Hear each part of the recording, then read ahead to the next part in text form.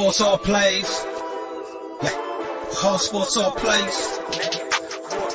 All sports all plays. 365, we making a plays. You talking the game, get you through the days. We're high in the court, the dime in the lane. Variety topics living the same. All presentation, sports information. In the airways, taking the nation. All sport, all plays, like working your faces. Grace at the field, so tie the laces. All sports, all plays. Yeah.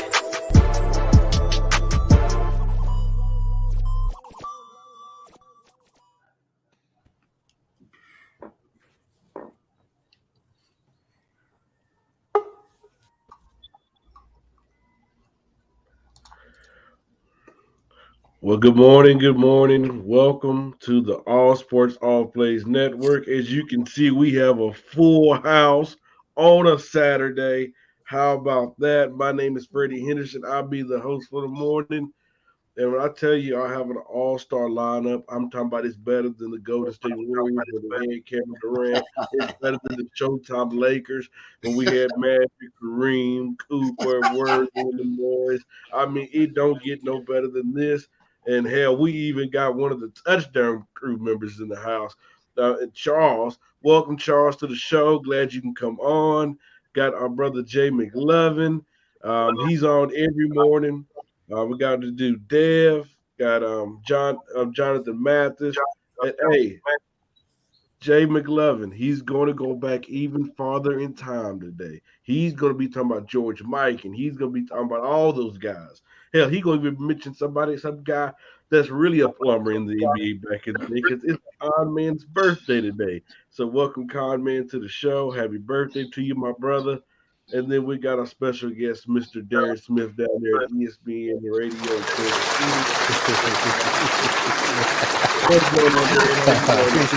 Appreciate it. Yes, sir. But hey, did we not have? Is everybody doing good this morning? Everybody just quiet, just looking at me. Oh yeah, definitely. I'm doing pretty good. I'm doing very. There you go, Jay McLovin. What's up? Man, I'm sorry. My internet is just acting stupid this morning. I don't know if it's that Georgia internet or what, man. I feel like I'm in like Happen Road, but no, man, it's good. You know, I watched the game last night. And I made my predictions. I said I'm going to be apologetic about the Golden State Warriors giving them all that garbage, but lo and behold, my prediction came true. It's a back and forth series, guys. All right. What's up, Charles? How you doing today, sir? Pretty disappointed as of last night's epic failure in Boston. I feel that Steph Curry obviously went ahead and drank some of the Jordan Kool-Aid and obviously went ahead and just, started dropping dimes from 35 feet out like he normally does and just put everybody to silence. But again, Game 5, it seems like it's back and forth. Game 5 just ultimately seeks a green ooze that comes out of the floor and just goes ahead and infects the entire Golden State Warrior fan base, and then we bring it back to Boston so we can claim number 18. Charles, I'm gonna warn you, my brother. You gotta be careful with that Jordan Kool-Aid because there's there probably some Jordan fans out here. Oh, I'm sorry. Is the LeBron Kool-Aid a little bit better? Is that a little more acceptable? The LeBron Kool-Aid. I mean, it's equivalent. LeBron sitting his ass at home. He didn't even make the trip to the playoffs. He got lost. In customs.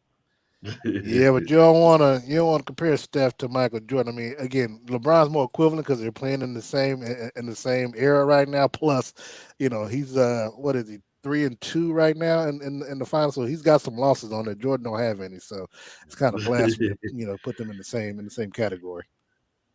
Yeah, but when you go ahead, come a little bit louder to Freddie because Freddie, he drinks that LeBron Kool-Aid every day, and hey, look, Freddie's a baby. Okay, you gotta excuse the man. He might be the host, but he's still a baby. Okay, so there's a thing called YouTube, and I keep telling everybody and pull up that stuff, man. There's video footage out there. Video footage of pre-LeBron, I guarantee you. You know what? Hey, Darren, I'm not gonna come at you, but if you was Jay McLovin, I would have came at you, my brother, because I do respect you. But why can't you come at Darren Smith? Well, no, you come at us. Why not you give him the same pile of BS you give us. Hey, trust me, Freddie and Jay. Look, I can take it as much as I can give it, but the thing is, if you gonna try to give it, you better come correct. That's all I got to say. Yeah, I keep telling Freddie though, the thing that you don't feel in the YouTube videos is you don't get the sense of the fear that teams had for Jordan. They don't fear LeBron like they feared Jordan back in the day. And that's what you'll pick up. That's why the X factor that they'll pick up in those videos. Facts.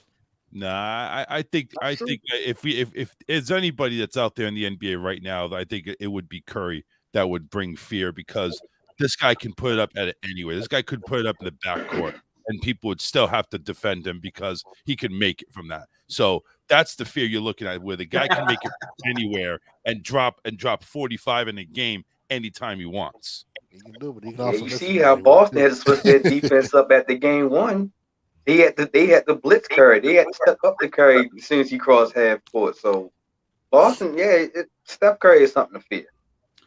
And you know something, fellas? Absolutely. I was getting ready to go into the witness protection program, but thank God the Warriors won last night, so I'm good. I live real close to Boston, so I'm getting heat. So I don't have to go in the witness protection program, so I'm good. No, just stay low, right, and let's get maybe to New York. You'll be fine. All right, you guys, let's get into it. Like we said, yesterday was Game 4 of the NBA Finals. The Golden State Warriors did win 107-97. Steph Curry was the man, dropping 43 and 10. He even had 10 rebounds last night. Knocking 7-14 from the 3-point line. The dude was just sensational. We can go ahead and mark that down as that big finals moment that we've been waiting for out of him. But he also helped. To me, the second best player in this thing was Andrew Wiggins last night. He was really aggressive, flashing the boards. That was one of the biggest things that we talked about that he needed to do, that this team needed to do, was attack the boards, because Boston was out rebounding them. So he pitched in 17 points. He also gave you 17 rebounds. That was huge for him, but he also had help off the bench.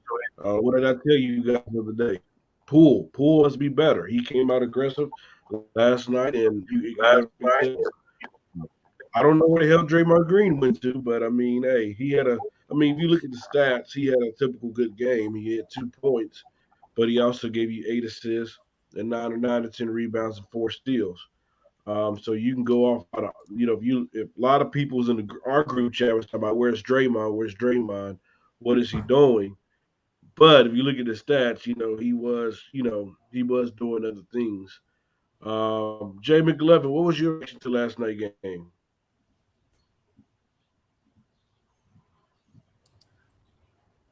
Yeah.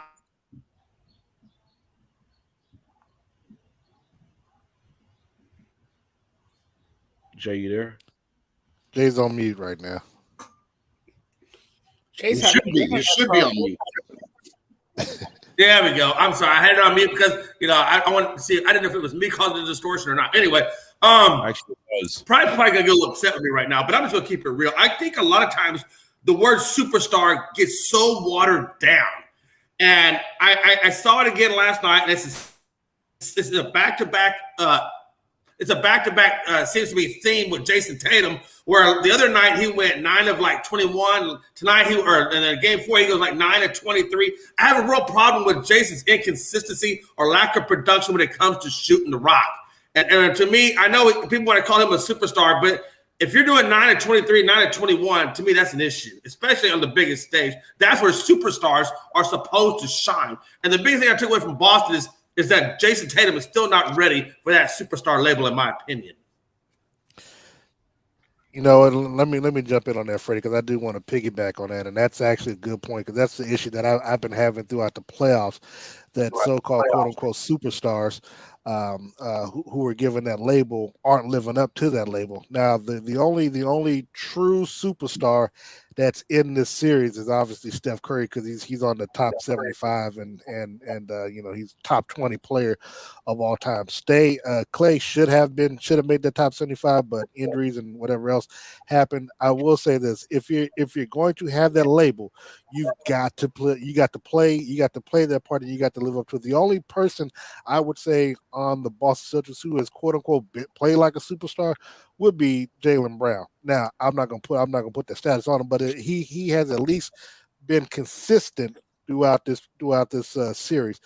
Obviously, Steph Curry, averaging over 33 points a game within this, he's lived up to it.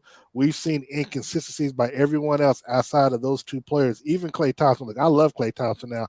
Perhaps, people try to say he hasn't come back from injury all the way, but when he has a big game like he had, I think he had 38 against one of the teams, may have been Dallas or someone, where he had a lot of threes, and of course, he exploded in game number 3, even though they lost that game. He's been inconsistent as well. Also got to give a shout out though to Andrew Wiggins. I know he had a double-double last night, 17 and 16. He has been, as much as I hate to say it, he's been the second best player on Golden State throughout this series. So, but to your point about Draymond, look, Draymond's play is frustrating because he's talking a big game and he's not backing it up. Now you could say he's the defense player of the year because he was a defense player, but I'm saying a superstar because he does have the hardware to go along with it. But his offensive game is really setting back Golden State. And the thing is, you can't shoot the three, and you can't shoot the three well, yet he's steady taking 3-point shots. If I'm Draymond Green, the best way that I am going to help this Golden State team win: rebound, facilitate, assist. Don't worry about scoring, because they're gonna give you open shots all day. If you can't hit it and you're not doing a good job of shooting well, make sure that you get other players involved and put them in position to make open shots. The thing is, you can go ahead and take every single Boston Celtic loss in this series to account in regards to turnovers, and Jason Tatum and Jaylen Brown right there. If you go ahead and see Tatum throwing the ball away, you might as well just hang it up for the Celtics because it's not happening. I got no problem with Tatum's output. I mean, he's shooting close to 40%, 42% in the series. So he's not that bad. He's not yeah, you're right. I wouldn't call him a superstar, but he is by far the team leader there. Jaylen Brown, he's very, very close. I mean, defensively, they're both stout. Marcus Smart, they're all three of them are stout defensively. It's just the turnovers. Turnovers are killing them. And I don't know what happened in that last 7 minutes of the fourth quarter, but my God, they had the lead and they just couldn't hit it. They couldn't hit a barn. That's all I could say. The only pushback I would say to that is that Golden State had more turnovers than Boston last night. So both teams, I'm saying so both teams are very careless with the basketball, which is kind of making for sloppy play. And people say, "Oh, that's just great defense." Nah, you're just really just not, handling the ball properly. So to your point, look, Boston have had bad turnovers late in the ball game, but both teams are turning the ball over way too much. Before I pass it on, I gotta give a shout out to my mom. She's in the comments. Shout out to all our viewers, by the way, and shout out, watching Mom. this. Please follow and subscribe. Hey, I gotta make sure I show Mama Henderson some love. I just gotta make sure I do that. Oh yeah, hey, show Mom some love, but your son's wrong about LeBron. Mama Henderson is so hot that the fire trucks are coming right now. Hey, but check this out, Darren. You brought up a good point about I see your mom. That's your mom? That's your sister. Yeah, that's my mom. What the hell with that? All right, you go be your stepdaddy. Hey, listen, I used to say that about Miss Henderson too, and Freddie got mad at me for saying that his mom was hot. So I don't say it anymore, but Freddie knows that I still think his mom is hot. Jay, it's all love, brother. Hey. Good thing you brought up Draymond, Darren, because his mom even came out on Twitter last night and said, "Please, people, stop asking what's wrong with Dre. I don't know. Maybe this is a clone. Laughing my butt off. Where is the Draymond that helped get us here? I've never seen this either." So was that when you Draymond? go through Was that Draymond's mom promoting her OnlyFans or something? Oh wow! Oh, How about that one? Hey, Ouch. I'm not gonna say that, but hey, it's something going on with Draymond. I don't know what it is, but Jonathan, what's your reaction to the series? Well, look, here's the thing, right? The Celtics have the recipe for success, right? They have the playmakers, they have the scorers, they have a stout defense. They're good on all three levels, right? They're good at all phases of the game. The problem is the careless turnovers. There was too many wasted possessions last night, too many wasted opportunities. And the problem that I had with the Celtics last night after watching the game was their terrible play in the fourth quarter. They let that game get away. They had a chance to win it. They were close. They were right there, and they just let the game get away from them because it was just terrible shooting. Late in the game, terrible shots, ill-advised shots that just pretty much ended the night for them. I felt like everybody was spaced out, moving the ball. They were moving the ball really well, but then they were jacking up three-pointers. They shot 6 straight three-pointers late in the game. I felt they should have attacked the basket more. Had they attacked the basket more, maybe things would have been different for them, but just too many turnovers. Jason Tatum, is playing the best he can play. Of course, other guys got to step up, but this team has been battle tested. This team has responded to adversity, so I expect them to come back and take a 3-2 lead on the road. If there's one team that could do it, it's the Celtics, because they showed time and time again that they can play well on the road. But what hurt them was that 17-3 run by the Warriors late in that fourth quarter. Then the Warriors clearly outscored them, and Steph Curry did everything he could to lead his team. He carried his team on his back, put up 43 big ones, and that pretty much what sealed the deal. Yeah, Jonathan, you nailed it right on the head. They've been battle tested. What did we do? Let's see. We defeated the defending champs. We took out the number 1 seed in the East. We've done it mostly on the road. I think we actually have a subpar record at home during the playoffs. We've doing it on the road. So going to Golden State is not going to be any fear. Okay, Steph Curry's going to be the fear, but yeah, they're not going to have any fear. And they're always known to bounce back in losses, how big their losses are.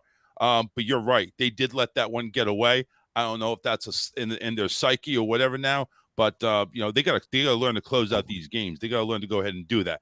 But regardless of how this series goes, you got to give it to the head coach of the Celtics. First year bringing them to the finals. There's no disappointment this year. They've proven what they can do, and I think it's only going to get better even going on next season. All right, Dale, what's your reaction to the game, brother? Man, my reaction is that Boston still has not figured out how to score in the third quarter. He's still getting beat in the third quarter for this whole series. And my guy, Andrew Wiggins, I've been raving about Andrew Wiggins. I said if Andrew Wiggins can play and step up and be the third best player for the Warriors, the Warriors can actually go on, in my opinion, I picked the Warriors to win in 6. I think Boston doesn't. I think they're going to gas out like Miami did a little bit. I think Jason Tatum, like y'all keep saying, is a little bit inconsistent. Jaylen Brown only shows up, in my opinion, only in the first half. Jaylen Brown doesn't really show up in the second half, in my opinion, where he can actually, I believe, can dominate the game. Draymond is Draymond. I don't expect him to throw out 30. I don't even expect Draymond to actually get 15, in my opinion. Draymond is just the facilitator. He's the guy that he's the big brother that when you come running in the house to say, these guys is out here picking on me, Draymond is going to be the guy to come out there and say, all right, who's picking on my little brothers? That's why I look at Draymond. But Steph is Steph. Steph is going to cook. Steph is that guy. Steph is, my opinion, if he can win the finals, is the finals MVP, clear cut, with nobody even behind him close, and the Warriors, they just going to have to learn how to rebound learn how to stop getting in foul trouble and learn how to put they're gonna have to find a big man that can actually play down in the post against Horford, because Horford and Robert Williams is killing them down in that post. They're gonna have to find a big man. I'm keep hearing about this dude Kuminga can come in and try to put a spark to grab some rebounds, but I think they actually for sure need a big man that contest down there. And Looney is doing a good job, but eventually Looney is gonna get tired, and then you're gonna have to rotate, and you're gonna have to have somebody else, because it seems like Boston is figured out with the rotation with Robert Williams and Al Horford being on the floor to make sure they stand on the rebound tip. So, yeah, but that's my opinion. To your point, Dev, that's if I can jump in for you, to your point, one of the biggest things that we saw from Game 3 to Game 4 was the adjustment that Steve Kerr made with that lineup, because and the other thing that you saw when you talked about Andrew Wiggins, again, I mentioned that earlier, that he's been the second best player on the Warriors team, and what you need to see is that you need to see the Andrew Wiggins that we saw last night going further, because again, the 16 rebounds helped Golden State out rebound Boston last night. I think it was like 55-42. So that was a big part of why they won the game last night. But also, kind of going back to Draymond, I was just sitting there literally thinking about it when it's two things that stand out about Draymond.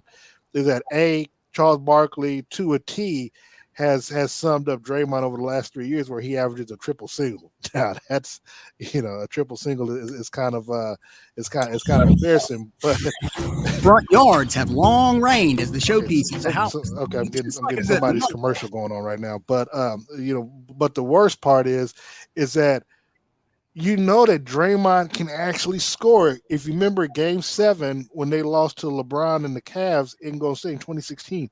He had 35 points, 15 rebounds, and 9 assists. We know what Draymond can do. I just, I still can't figure out where, I don't know, maybe the Space Jam's part or something where his body got sucked out by the aliens or something, but he's had an offensive game, and he's been able to score points and get a triple-double before. I just don't know.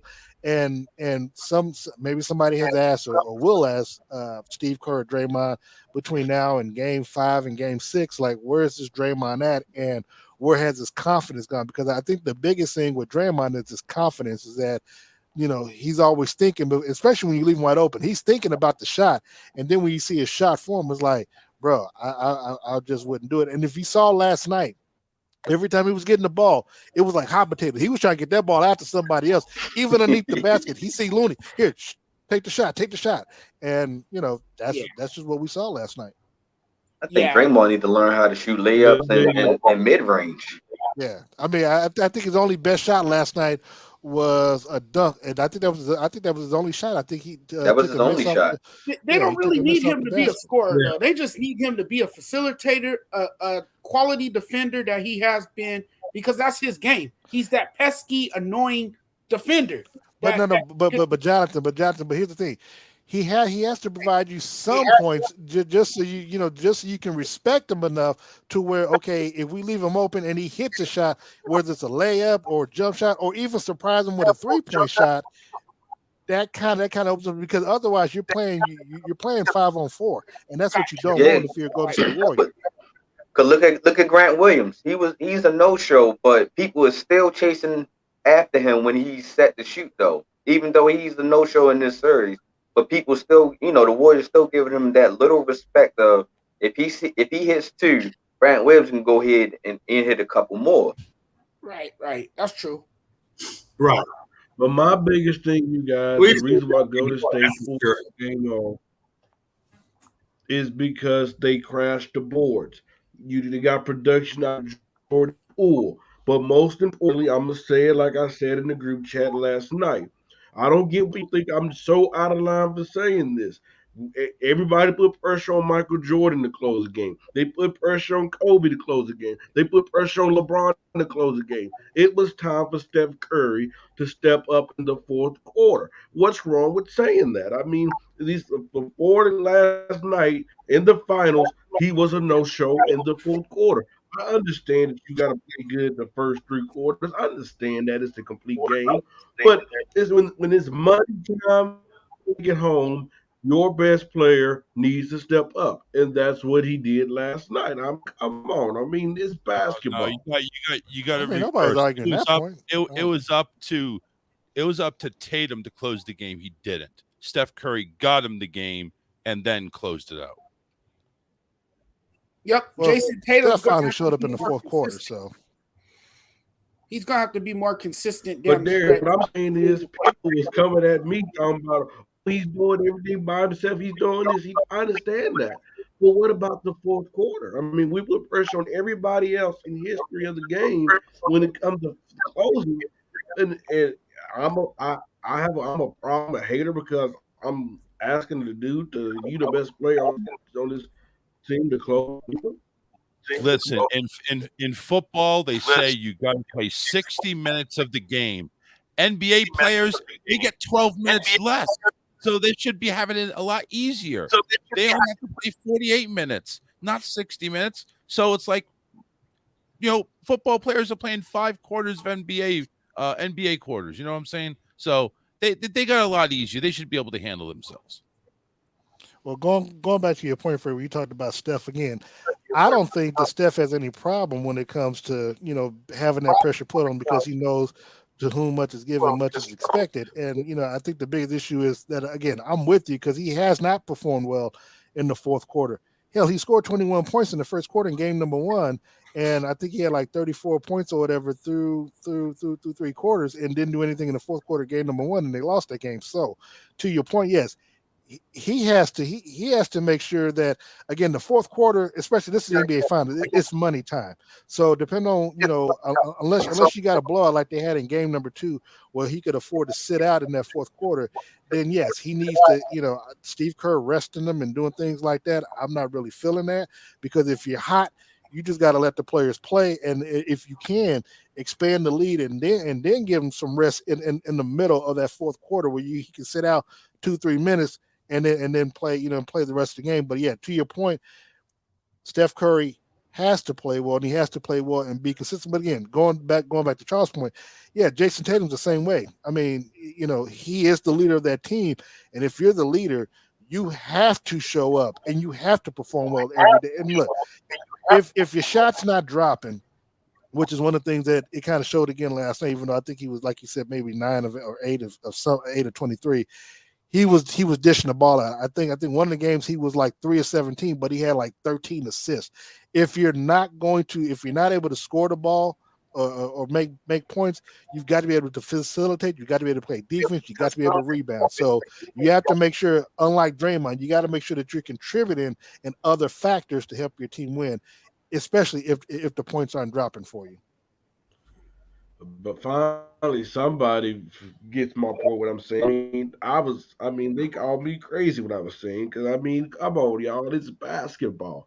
I remember Freddie, you got to remember, I got to deal with Patrick Mahomes. So trust me, if he's not stepping up, I got to come at him. So if you're gonna be a superstar, you're gonna be MVP, you're gonna be Super Bowl.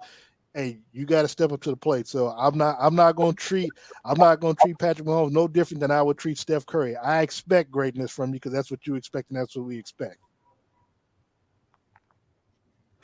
Yes, sir. Con-Man, what's your reaction to last night's game? You're on mute, you muted, buddy. my brother. Hold on, you muted. Yeah, don't mute yourself. All right, am I good now?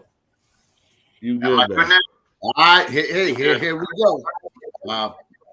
Last night game, to me, the game is simple. It's how you play the game. It's and adjustments you make during the next game. And it seems to me that it's like chess. So basically, what I'm saying is, obviously, the Warriors made adjustments to counteract what the Celtics were doing. Game 2. Celtics counteracted what the Warriors were doing. So it's a game about chess and checkers. Basic, simple. All the analytics, that's all good. That's all well and good. But there's it's all about the eye test. It's very simple, eye test.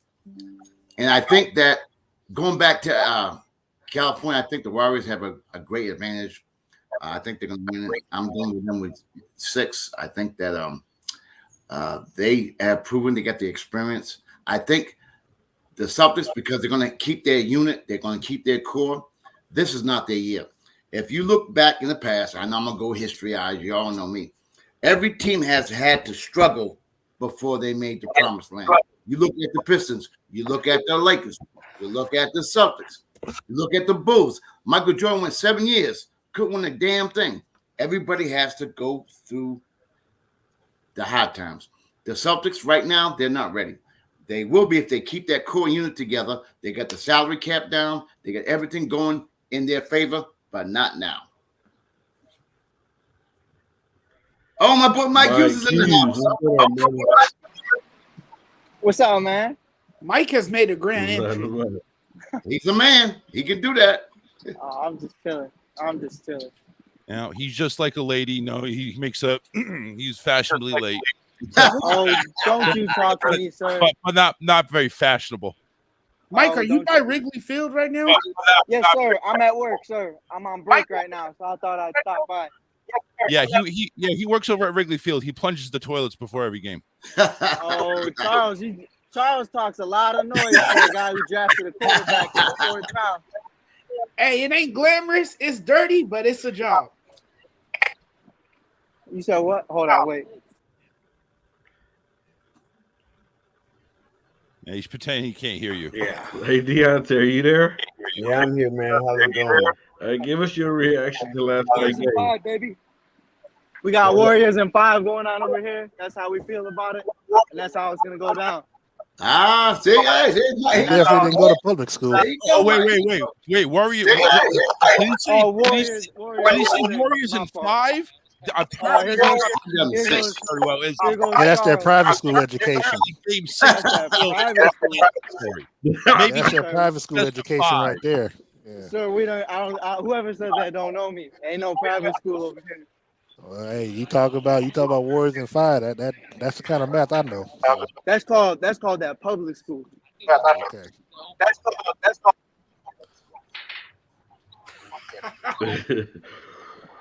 All right. That just shows you the education system up there in Chicago. Hey, don't be mad just because Boston's losing. All right, let's keep it moving.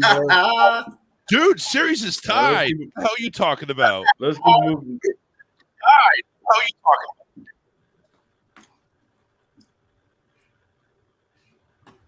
All right, Fred, let's get the show back on track. Deontay, give us your reaction to last night's game, sir, before we move to the next topic. I just think Boston, honestly, they had the game won, but the last 5 minutes, instead of attacking the basket, drawing fouls, they decided to just ISO and take shots. They just played a bad quarter of basketball. Because honestly, everybody's saying Golden State, they're too much, but Steph Curry had 43 and they barely lost. Steph Curry had 34 and they lost. So honestly, it was just the fact that 1, they stopped attacking the basket, and 2, they just stopped turning the ball over. Boston is 13-2 when they're turning the ball over 15 points or less. So they had like 17 yesterday. Turning the ball over is a big thing for Boston. They can play really good, and then when they play bad, they play bad. I think Golden State is an even match. The interior is a big thing, but they're not using their weakness. They're not going to just put Curry in a pick and roll and attack Curry, force him. And I still think it's Boston is 6. I think Boston got it at 6. Boston is the most battle-tested team in the playoffs. That just personally. Man, they're not battle-tested. They played the damn Milwaukee Bucks without Middleton. There was no Middleton. Who did Golden State play, Jay? They are battle-tested. Who did Golden State play? Golden State really had an easier path to the NBA Finals. Golden State played the the MVP without. Yeah, you're right. I mean, as long as Curry hasn't been in the league, they're not battle tested. You're right. You're right. Let's be real.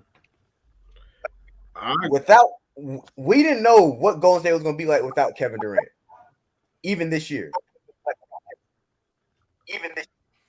Let's take a look at this series though. The last 4 games, the only 4 games of this finals, all games have been decided by 10 points or more. None of them have been close. Yeah, that is true. That was the closest. Darren, I want to introduce you. I want to introduce you to my brother Rob down there. I'm going to give him a special introduction. When I appreciate Rob, he was a Chicago boy, but now he's a Warrior. He's the EV for the Warriors. So, Rob, what's going on, brother? What's going on? What's going on, y'all? You know, Freddie, Mr. Turncoat himself, a guy who picked the Super Bowl team while they were in the Super Bowl as his favorite team, wants to talk mess. Everybody knows me. I said Kobe Bryant was my favorite player, and I wasn't going to pick a new favorite player until he officially retired. Steph became that guy. Has been my guy for a while, and Freddie just can't seem to fathom that idea. So I ride with the Bulls always, but if the Bulls ain't in it, I ride with Steph. Man, so you go ahead and you dog the person that gave you that special introduction like that, huh? That was classy move. Oh, I got to. I got to dog him. You couldn't wait until like maybe the second line. No, you had to go straight up intro. Freddie's like, oh, that man said he hit him with the haymaker. He coming in throwing tank punches. Well, you know, hey, Freddie, Rob, he loves the Green Bay Rams. That's what we call his team. The Green Bay Rams. Hey, I'm going to tell you guys right now.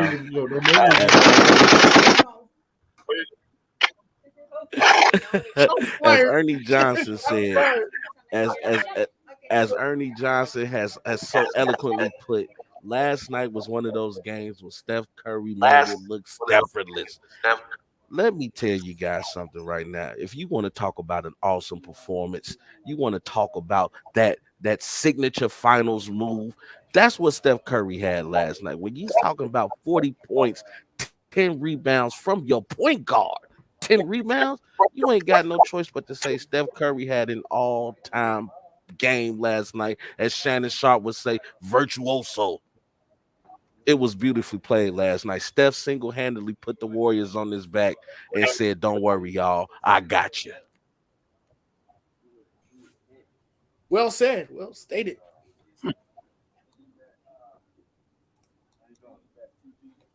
And we go now still Warriors in 6, as you know. No, Celtics in 6.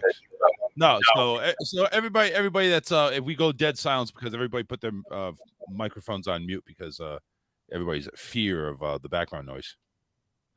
So Boston in 6. Cool. That's right, Boston in 6. All right, let's introduce the next.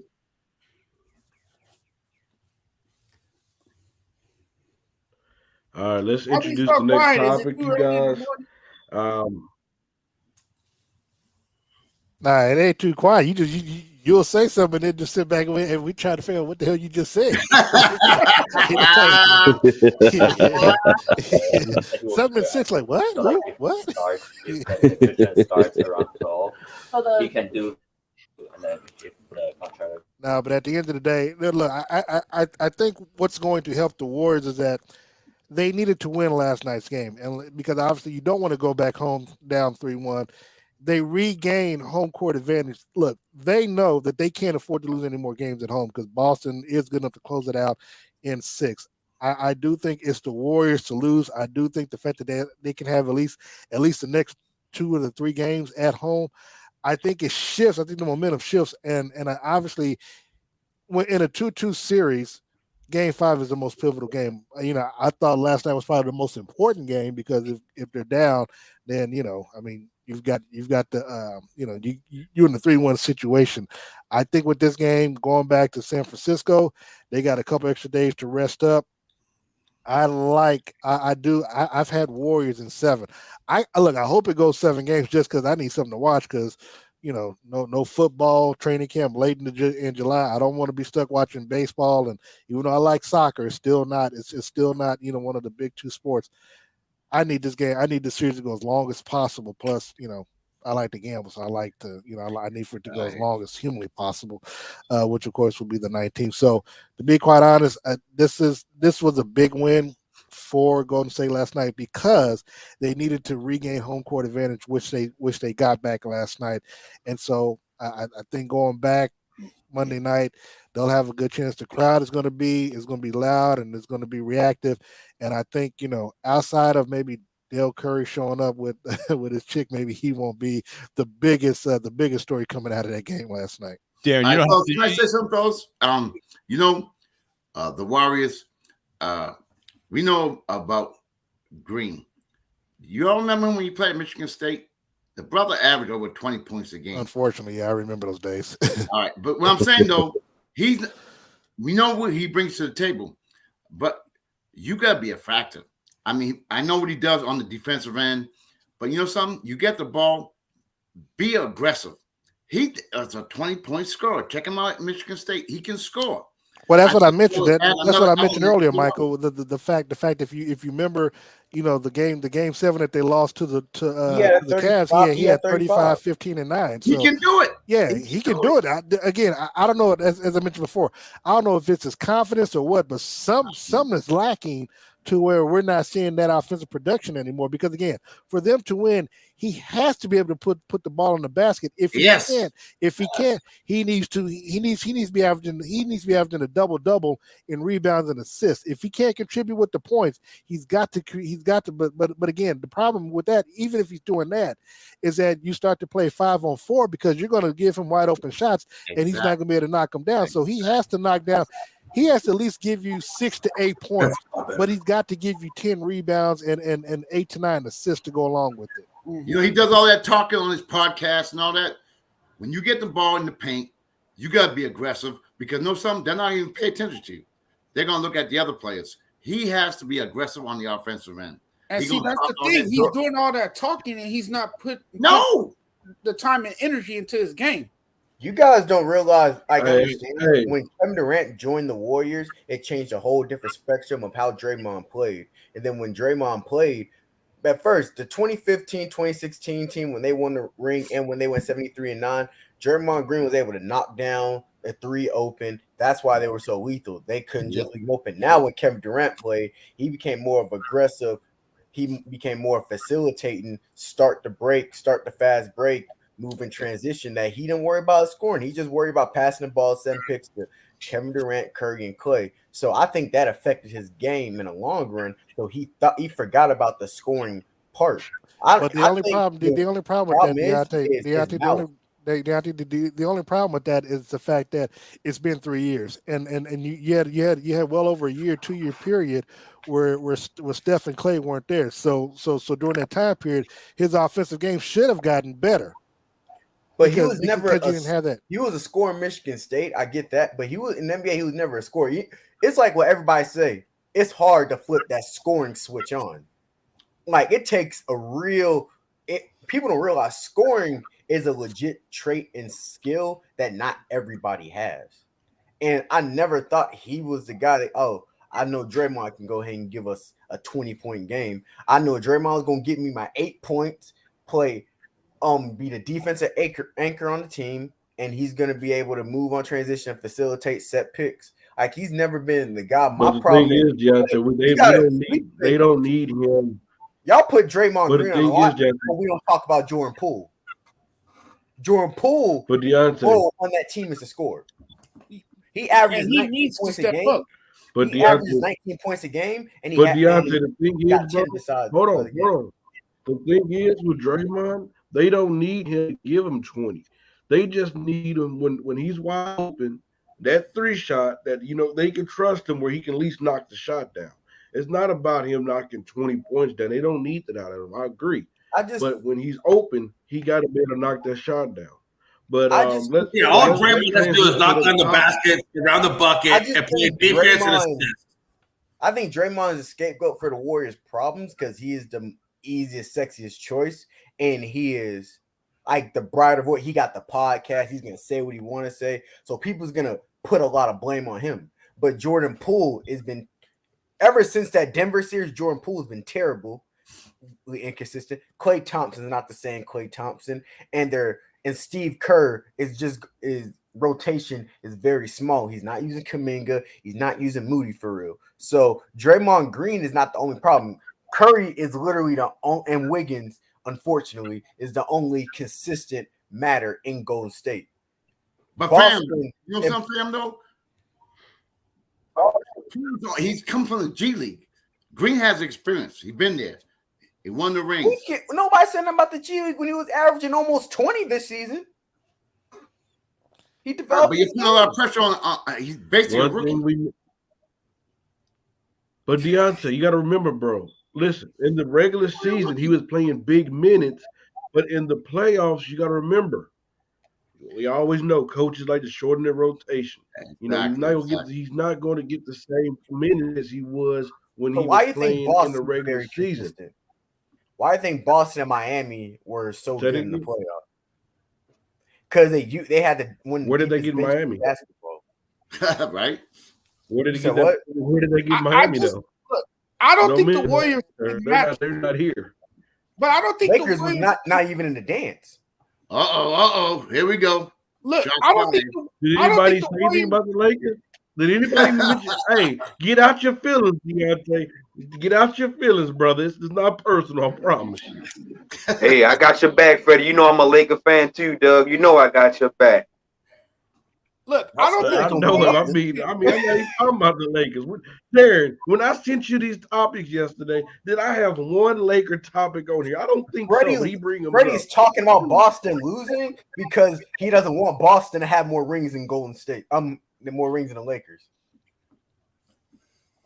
But Deontay, I'm a Laker fan. I never go for Boston. Come on, bro. But let's move to the next topic. Deontay, you made me almost laugh for the morning.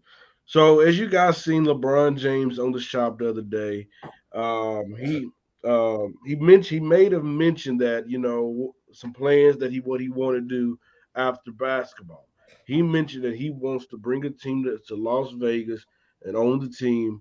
But do you guys agree that Vegas should have a team, or do you guys have another city in mind that deserves a team? Every professional team got a team in Vegas now. So you might as well. Vegas is a very lucrative place.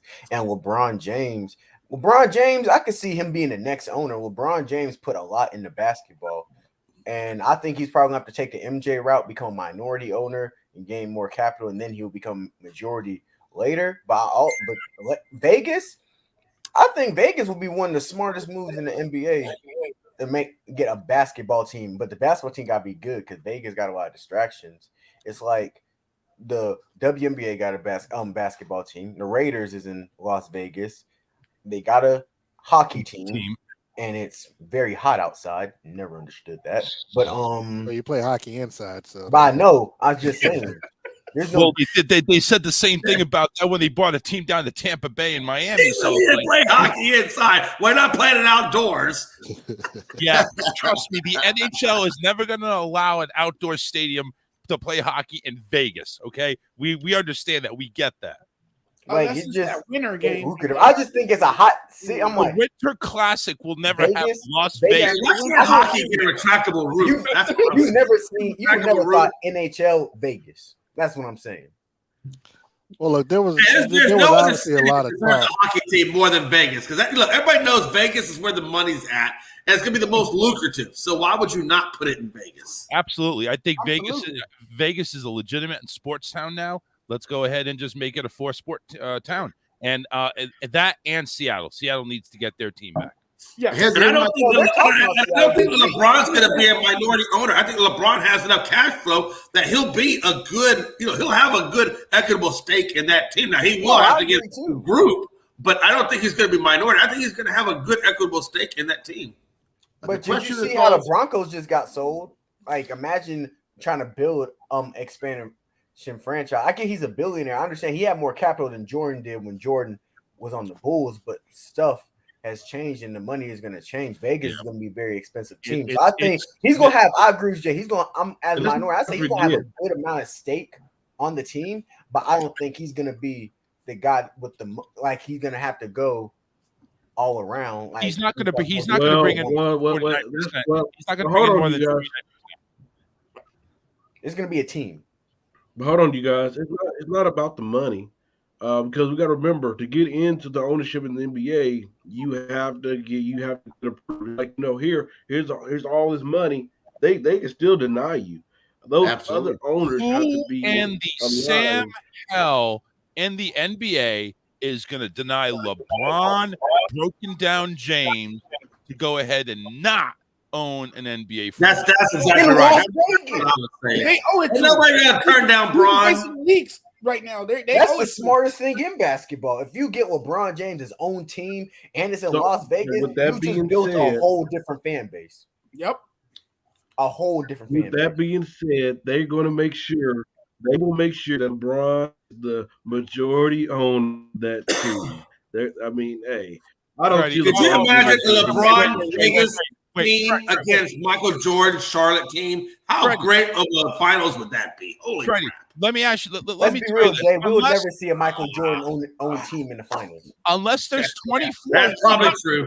Unless there's 24 women. Hold on, coming y'all. up One at a all time. us One at a against time. LeBron, then they're gonna give him a team. Say it again, Unless- Charles. I can hear. Let's do all one at a time. I said unless there's 24 women filing a suit against LeBron James, he's gonna own a team. But Hey, I'm not gonna Darren, lie. I wouldn't what's mind your seeing. thoughts on this? I wouldn't mind seeing LeBron sign a Tom Brady contract and work on television. That ain't ever gonna happen. I'm just saying it would be nice if he could. No, he has other things in mind. Like he Hey, wants Darren. to own a basketball team. He's into his film making. I was say he's got so many hats. I don't think he has time to sit there and do a broadcast. I mean, Yeah, no, I'm talking about like if he do like when he said podcast, if he do like a once a week podcast, I think he could do that. well, doesn't he already have a podcast? He's already got that barbershop podcast, though, doesn't he? Stop though, but I think he wants something that he could just talk basketball for a little bit. Because I'm not gonna lie, if LeBron James make a podcast, it's most likely gonna be the number one podcast in America. How would it not be? With that kind of clout, how would it not be? No, I don't see it. All right, you guys. Let's get Darren into this conversation. All the guests you will have. Deontay, let's get Darren into the conversation. Now I'm just sitting back without what everybody say their piece. Look, first of all, when you got that much money, you can make time for what you want to do. He has said, he has said that if they're going to pay him the kind of money that they paid Tom Brady to call games or to talk about the games, trust me, he will make time to do that, and they will build a schedule around him. Granted, it's not going to be 17 games, a la Tom Brady, but look, LeBron James owning an NBA franchise, that will happen. The amount, look, the percentage amount is not. Look, nobody's going to own it 100% unless you have the type of capital that the Waltons have, or Stan Kroenke or somebody else like that, where you can go in there with that money, and then you also have to have at least, I think, depending on the league, you have to have so much money that you can put aside, so that way you can have an operating budget, because you got to have money up front, and you got to have a capital to have a continuous operating budget for your franchise. So that's not going to be a problem. He will obviously be able to bring people along to the table to be part of an ownership group, and that's the thing. I mean, look, the Waltons, the Walton Penner Group, who ended up purchasing the Denver Broncos the other day for $4.65 billion. I mean, the guy could have wrote a check himself, but they have to come in with the group, because the leagues now, they really don't want sole ownership. They want groups, and they want people to have minorities involved in that ownership group, because it just looks better for the league. So when it comes to LeBron James is going to own a team. It's not going to be within the next 4 or 5 years, because they're not going to let an active player own a basketball team. So even between now and when he retires, because he wants to play with his son, he'll be able to increase his own personal capital if he decides to go in that particular route. So by the time he retires, and I'm not sure how long after he retires from the game that he's going to look into ownership, but even during that time, he has now. the one thing I can see if it were to happen, if they were to expand in Las Vegas, he wouldn't be the front man, but you could see, a Rich Paul or a Maverick or someone Maverick Carter being involved in the ownership group, to where once he retires and he purchases their shares or their stake in the team, and he becomes an owner like that. So that's my view on it. And how crazy is that? If he gets an NBA team, he's already got baseball in the Sox. He's already got Liverpool in soccer. All he really needs is football, and he's got all the sports covered. Yep. Could you imagine all of this come together?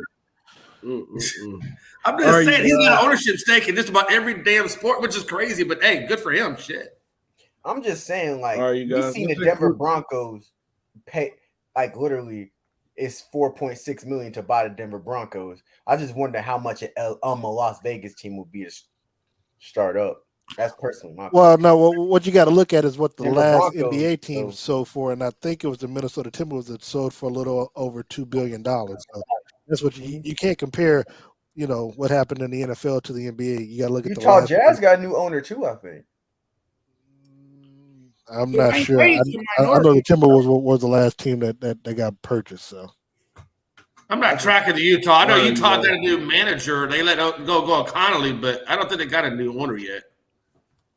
Yeah, I don't think so neither.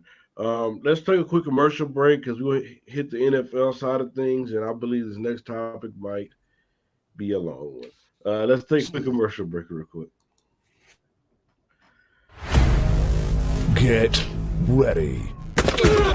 This summer, the Arena League Sports is on ASAP Network. Tune in live on either the Tiki Live or Roku app, as well as your smart home TV. Whole sports all plays. Whole sports all plays. Whole sports all plays. 365, we making a plays. You talking the game, get you to the days. We're high in the court, the dime in the lane. Variety, topics, living the same. All presentation, sports information. In the airways, taking the nation. Sport all plays, like working your faces. Grace at the field, so tie the laces. All sports all plays. Network. All sports all plays. Network. We on top of our game. All sports all plays. All sports all plays.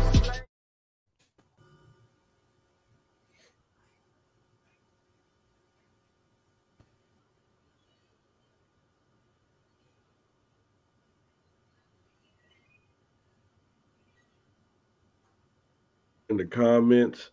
I appreciate the comments. We're definitely trying.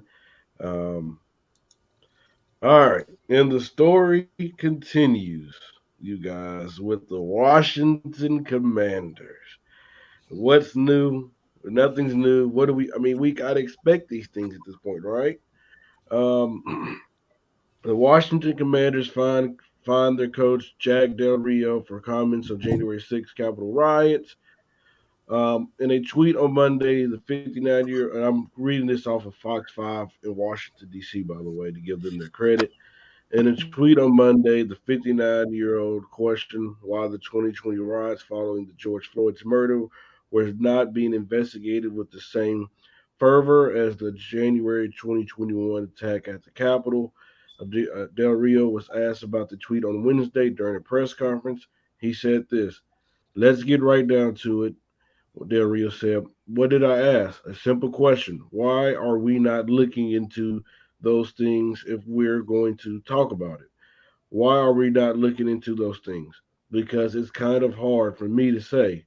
I can realistically look at it. I see the images on TV. People's livelihoods are being destroyed.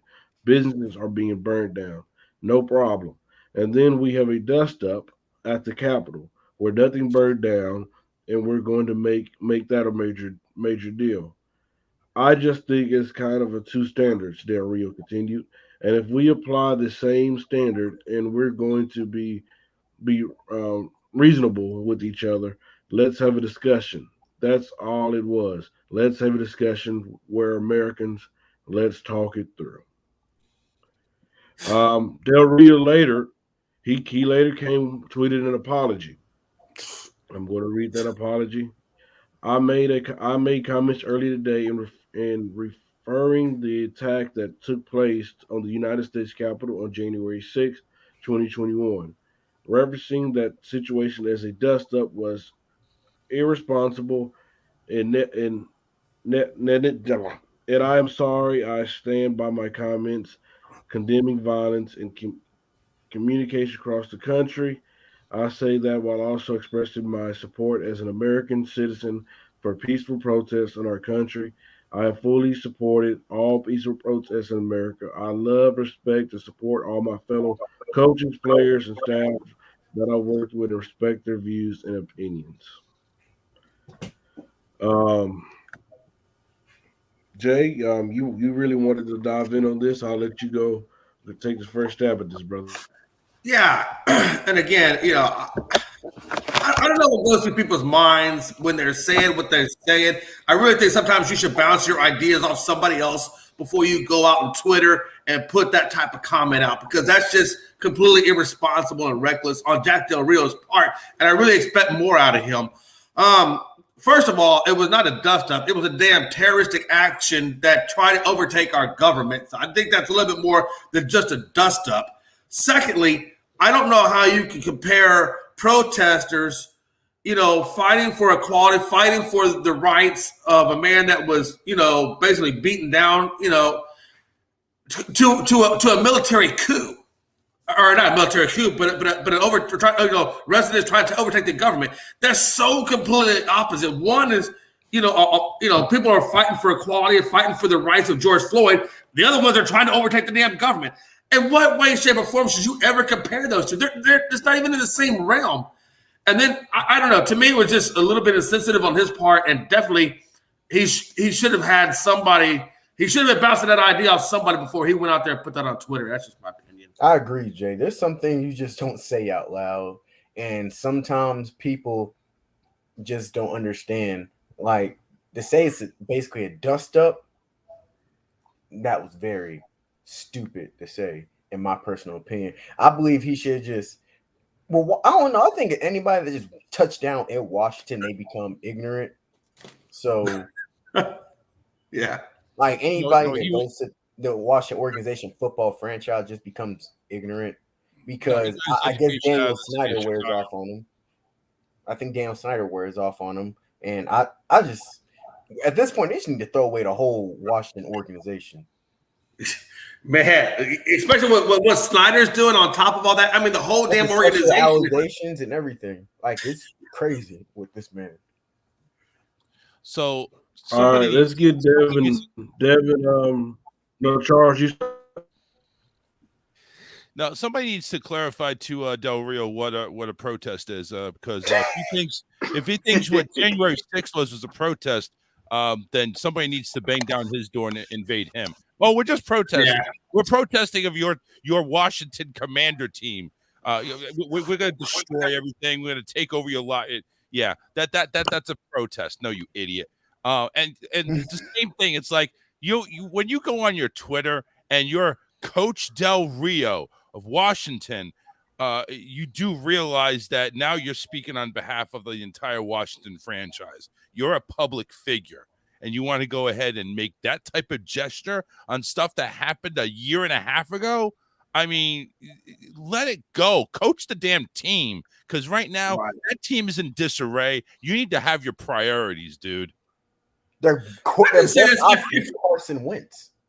Hey, can I just say, if you're the PR person for the Commanders, if you're the PR person or PR department, are you just not like just saying like, what the hell are these people doing? No, I have a whole damn department. I have a whole department that you can talk to us and we can give you counseling. Yeah, you really shouldn't say that. That's kind of stupid. Let's just go ahead and put that on the back burner. I mean, if you're watching the PR, you've got to be scratching your head thinking like, what the hell did I join?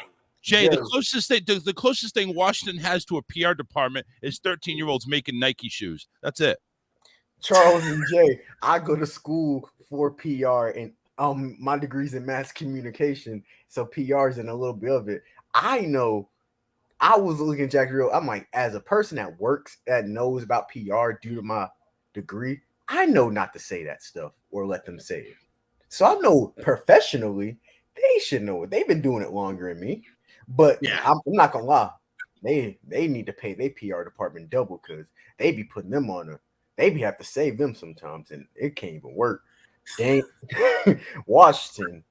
It's like with football, it's always a few teams. It's always the Commanders is in the forefront of something. It's like right now, in the past 2 years, it's always been Washington organization and Deshaun Watson. You know something's coming out with them too. Bro. Yeah, absolutely. Washington's just stupid, Jack Del Rio's name gonna be Jack Dumbass. You know what I mean? Because he most definitely don't know the difference between a protester and somebody trying to take over the government. You know what I mean? That's an overthrow government thing. Could you imagine a conversation between Ron Rivera and Jack Del Rio in the office after this came out? I can just see it. The door closes and Ron says, "Have a seat, Jack." At what point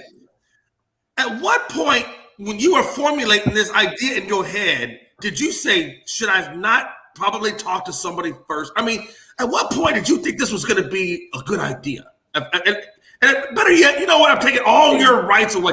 You can't say nothing without going through me or PR first. Hey, if the owner can do it, he said, "Hey, I can do it too." They need to suspend this account. Darren, what do you think about all this? Well, I'm gonna say my most candid thoughts for my show in the morning. But what I will say is he was definitely tone deaf. But the thing is, you have to know the man. You have to know the history. You got to remember back in the late '80s, he got into a scuffle. Got into a scuffle / fight with the Chiefs Hall of Fame wide receiver Otis Taylor. Who was during that time where players were crossing the picket line and stuff like that. He got into a scuffle where Otis Taylor had to press charges against him, and he was a scout for the Kansas City Chiefs, and I guess for whatever reason, Jack Del Rio thought he was somebody else. I think he was playing linebacker or trying out for the Chiefs or something like that. So again, you got to understand this man and his history, and so this isn't a surprise. I think just the fact that his tweet revelation came about the way it was, and the fact that he only apologized. You got to remember, he only apologized A, because of what he said, and B, because of the dust up. I mean, we knew then after the video surfaced from the presser that somebody was going to put out an apology, whether it was his apology, the PR staff for the Commanders. Something was going to take place.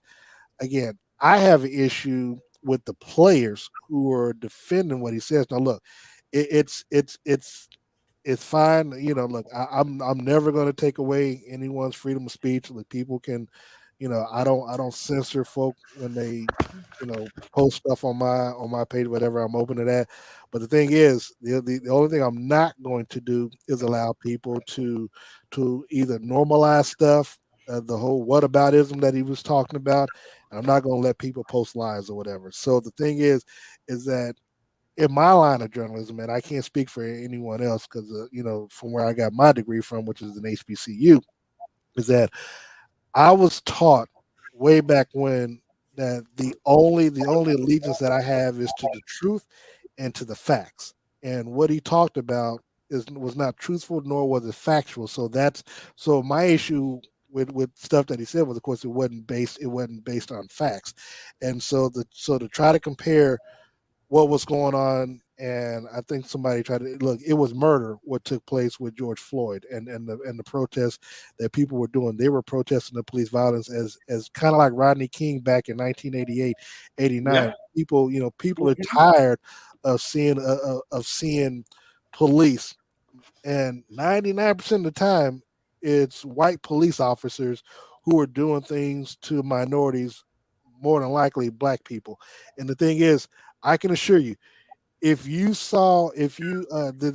there's something going on right now where I can't remember. I just read it this morning, but there's an officer who's being charged with second-degree murder for shooting a black guy who he had down, face down, shot him in the back of the head. Now, I can assure you for a fact, and no one has been able to disprove this, if a black officer shoots an unarmed white guy, especially shoots him in the back, that black officer is not going to face charges. So there's just different sets of rules when it comes to class, when it comes to race, when it comes to a lot of things in life. And so the fact that Del Rio said that, and he was only fined $100,000. Now, again, you got, I got issues with Ron Rivera with that as well. But that's the organization. They can do that.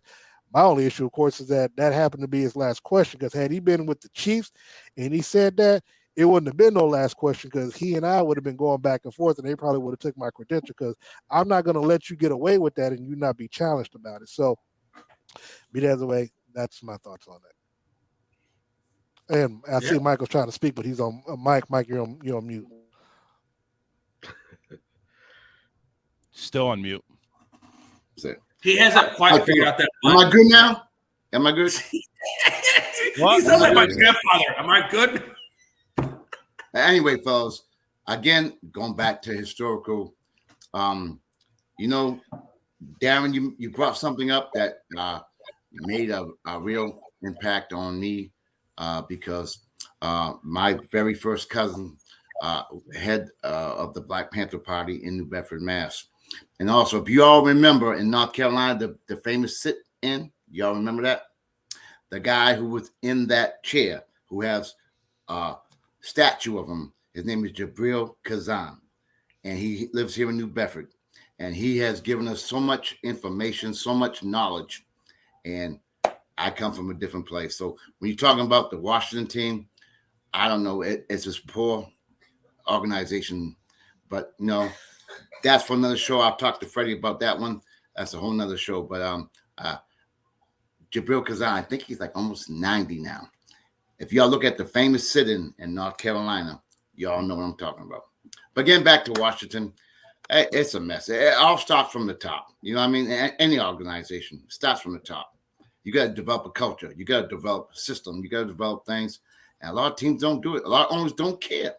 They care about the money dollar at the bottom line, unfortunately. In Washington's defense, that whole organization, they got legit one of the worst owners in sports. Yes. So, like Daniel Snyder, I'll put the Houston Texans. I'm not going to lie. I'll have to put James Dolan first, but they got one of the worst owners, and it's not even the other owners besides the Texans. It's just because they're bad. With Daniel Snyder, it's like always something's up with him. First off, ever since he's bought Washington, that franchise has sunk. I remember probably when you guys were kids, Washington was legit one of the best franchises in football. Absolutely. Yeah, up until 91. But Deontay, I gotta jump in right quick, because you mentioned James Dolan. He's an NBA owner, not an NFL owner. No, I know James. I said the worst owners in sports. Okay. Last year, New York Knicks owner James Dolan. I can't forget about him. Steve Nash makes sure not to forget about James Dolan. But I just think like those. All right, Jonathan, what's your reaction? Those three are the worst in sports. I didn't realize that destroying public property and vandalizing things was a dust up. That is more of a riot. So for him to make those comments, look, it was very insensitive, it was very inappropriate, and it was very irresponsible on his part. And you know what? The apology to me was half-assed. It was a half-baked apology. The only reason sound written. Yeah, it did. And the only reason he apologizes is because he knows he's going to receive backlash for his comments. Just very ignorant statement. I'm very disappointed in Jack Del Rio because I thought of him as a different man than this. Yep. But it's unacceptable, and it's wrong for him to say this type of thing. And again, the apology, it was phony and it was disingenuous. And it's just it is what it is. And people need to think before they speak. Should I make this comment? Should I make this remark? How would it affect me in the long run? It's not a good look for this Washington Commanders organization. Look, this has been a team that's been, in a toxic, disposition for a very long time now. They're run by a poor owner. They have had a history of racism in the past. And now you add this layer to what's going on around that organization. It's not a good look at all. Now, fellas, think about social media now. You can post, you can text, you can do. How do you think it was back in the day when there was no social media? Newspaper. What do you think happened then? You know what I'm saying? It gives you food for thought. We got a lot of documents got erased because back in the day it was more newspaper. Exactly. And TV. Now you can do Instagram, Facebook. Like you can hear anything anybody says. But you don't know what he said back in the day. Probably when he was earlier head coach. I just believe it was just ignorance. And I agree with you, Jonathan. The apology was. It sounded written and he was just filling the blanks. He was just filling the blanks to do what he, at the bare minimum to get back on track or whatever. But it wasn't really anything more than that. It's almost like the wolf came out and they're trying to put the sheep's clothing back on him. It's just You're right, Jay. You're right. Yeah. I agree. Hey, Rob, you want to close this out on this topic before we move on to the next one? Yeah, I was listening to it, and it's just hilarious. If we look at it from the patriotic standpoint, we're calling the Capitol riot a dust-up. I mean, that's the capital of the United States of America. Yeah. I mean, this is the place where the Constitution is housed. This is the place where laws get made. So my thing is, had that been any other race running towards the Capitol and rioting, there would have been shots fired. We would have saw bodies laid in the street. Let's just call a spade a spade. So my thing is, this just goes back to what everybody needs to learn in today's day and age. You need to watch what you say, because that should be taken serious, especially the riots happening in the cities. We know that racial topics are sensitive topics, so people really need to watch what they say nowadays. And let's not call a riot at the Capitol a dust-up. Let's call it what it was. That was an insurrection. Right. That was Jesus. Charles, you raised your hand to say something? No. I was getting my mic stand to go ahead and adjust my mic. You muted, brother. He was just doing his Pilates. He's okay. Oh, you just stretching your hand? Okay. No, I just don't like that, because if you think about the standpoint, man, we saw guys taking pictures with their feet on the Secretary of State's desk. You're reading mail that's not meant for you. I mean, come on, dude. They were attacked. Like police officers were scared to go in there. Like it was very serious. We're saying, but to say it's a dust up. And that's not to mention all the police officers. There were police officers, I believe, that were hurt. I don't know if there was any killed, but I know there was a lot of injured police officers during that time period. I'll say this. This is going to close it up because it's a sensitive topic, really. And listen, we all know. It doesn't matter what your race is. We all know what this is about. Was it right? No, it wasn't right.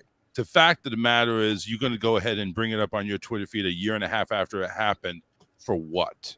For what? What is it really going to do? Wrong. Your ass needs to be fired. Your ass needs to be on the unemployment line. Colin Kaepernick. Right.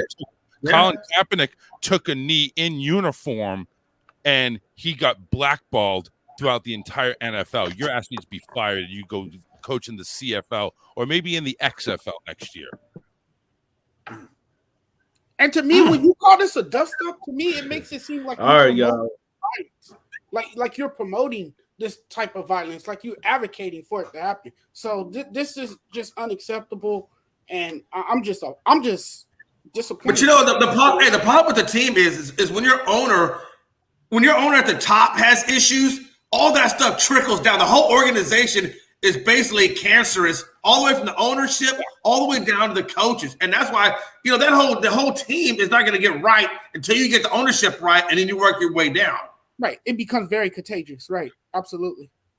All right, you guys, let's keep it moving. And this is one of my favorite topics I'm about to go to next, because I want to start us off with it because I'm a resident of this team. Is the Rams? Which one? The Packers, the Giants, or the Rams? I'm confused. Which one are we talking? Hush, Jay. Who is the Rams the clear-cut favorite in the NFC? And I'm going to say yes. Not just say yes, but hell yes. Yes.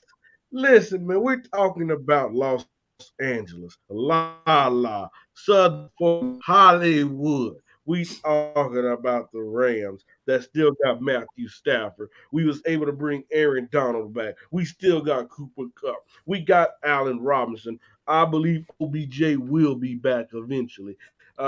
We lost 5 million, but we still have Leonard Floyd. We got Bobby Wagner. We still got Jalen Ramsey holding that with us. Sound like you speak French. I had no idea. I had no idea to they had all these players. NFC. I'm a Did I Rams turn fan, you out? Charles. Did You I know turn that. you out, Don't act Freddie? like you don't know, sir. Freddie, did I turn you out? No, I was born to being a Rams fan. I saw Darren get that look. I saw Darren get that look. But to No, hold on. No. I gave you that pause look because I'm like, hold on. You talking about you turned the man out? I had to, sit back and like, whoa, slow down now. Yeah, we talking sports, right? Yeah, we talking sports. But I'm saying he became a Rams fan because I should rephrase that. Hey, I thought it was ASAP After Dark. I inspired him to become a Rams fan. Much better. Okay, I get it. Okay. Hey, y'all have to excuse Jonathan. He's on the ASAP After Dark, and he was confused which show it was. Not his fault. Look, I'll say this. Darren, I promise you, it's none of that going on here. I don't know. Look, I'll say this. I think the favorites should be the Rams. Obviously, they're the defending Super Bowl champions, so I'll give them that respect. And they have done things to kind of put themselves back in position. Obviously, bringing in Bobby Wagner, and obviously having Leonard Floyd to go along with securing. I mean, you got Jalen Ramsey on one side, you got Aaron Donald, who's going to be extra motivated with the extra money. He's got Cooper Kupp. If they can bring back OBJ and he's healthy, obviously, towards the latter part of the season, I think that's going to help the offense. So, look, their schedule may not be as difficult as some teams, i.e. Kansas City, but as long as they don't have that Super Bowl hangover, I think that they should be looked at as the favorite for now. But obviously, Tom Brady, and the Bucs, I think, would be second behind them at the moment. If we were just going off of what we're seeing on paper. Are you talking about NFC? Tom Brady. Yeah, no, just the NFC. Tom Brady. Okay, cool. Because they're not the favorite. I don't think they're the favorite. We showed Tom Brady and the Tampa Buccaneers. What's up? Ain't that right, Charles? Remember, don't you? Charles is a Patriot fan. I'm sorry, it's Victor. No.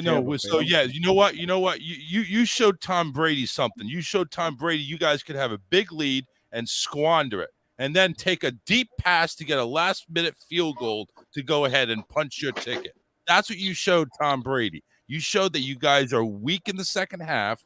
You just need that luck to go ahead and punch your ticket. Because if you didn't have that long pass, that's it. I'm gonna be honest. The Rams are the favorite because the NFC got weaker.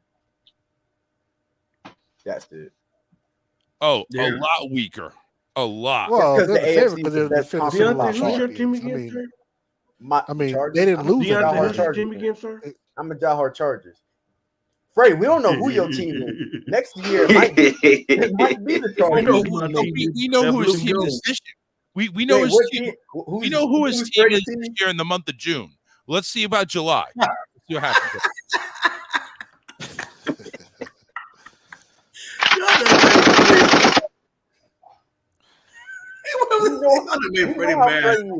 Wait. Freddie turned his camera off because he's trying to change jerseys to his team for July. Yeah. Oh, Freddie, still June. Hey, I think Freddie has one of those reversible jerseys. You just turn it inside out and it's got whatever the other team is. So yeah. But the Rams are nice squad. They re-signed everybody. They just locked in Aaron Donald. They got Bobby Wagner, Jalen Ramsey's still there. Only thing, the problem is the OBJ injury. Allen Robinson's a solid pickup. Cooper I'm about to say they have a good receiving core with Robinson, Kupp, and if you do, and of course Van Jefferson, and if OBJ does come back in, he don't have to play all the time. You put him, he could be, every other down play or whatever, to where you can kind of maybe preserve his body.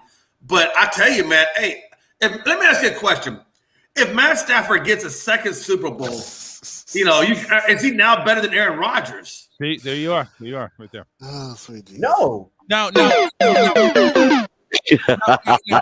Freddie, let me remind you of a certain team that apparently you guys can't beat in the Super Bowl. Put that shirt down. I don't know if you recognize this logo there, but I believe Super Bowl 53 and Super Bowl 36. Yeah, I believe you guys lost those games. But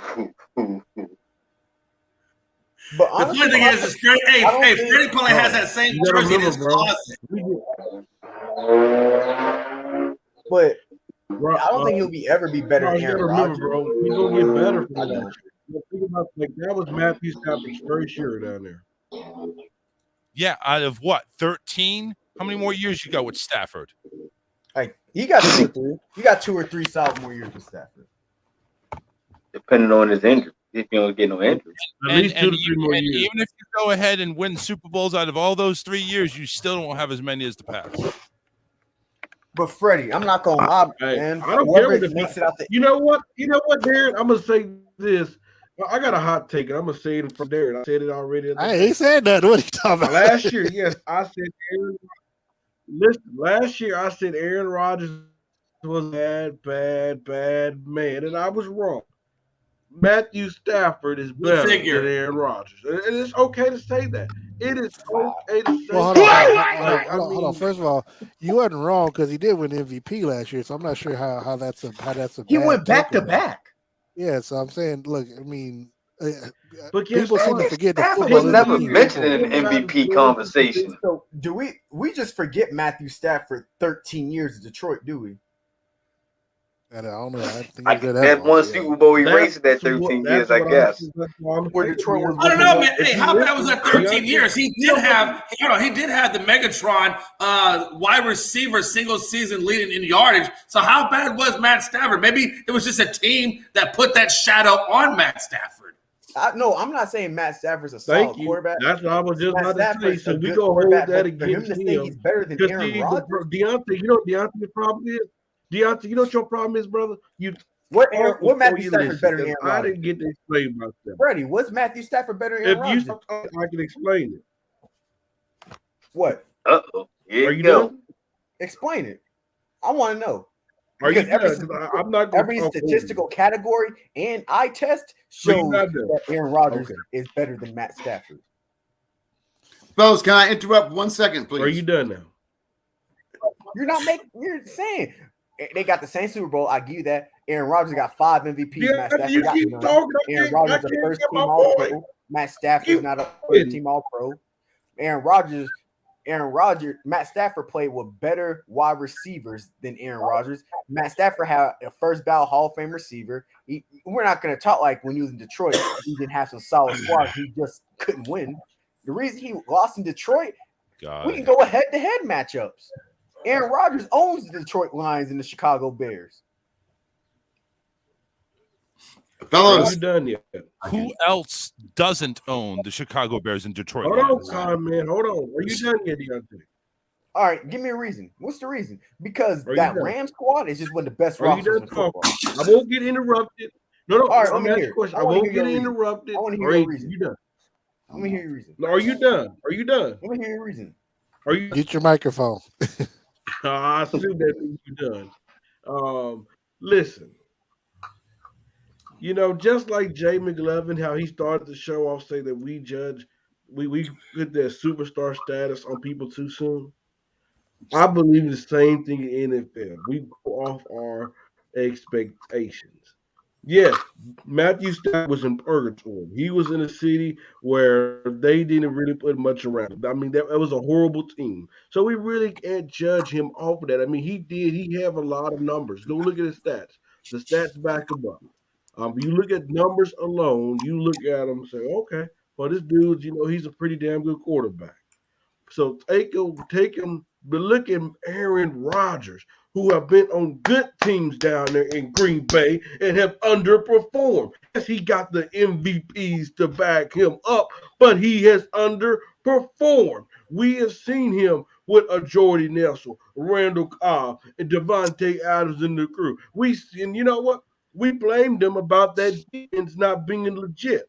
But guess what did the Green Bay Packers do the 2 or 3 years later? They gave that man a defense. They got a running game. He got one of the best wide receivers in football in Devontae Adams. And they still come up short when it matters. I don't care about a regular season award. It's about when it matters in the postseason, he comes up short. What did we see Matthew Stafford? You give him some help around on the defense. You give him a couple receivers, a running game. We seen that he delivered. And guess what? One thing I can say that this postseason that we did not see Aaron Rodgers in a long time, that Matthew Stafford stepped up when it mattered in the postseason.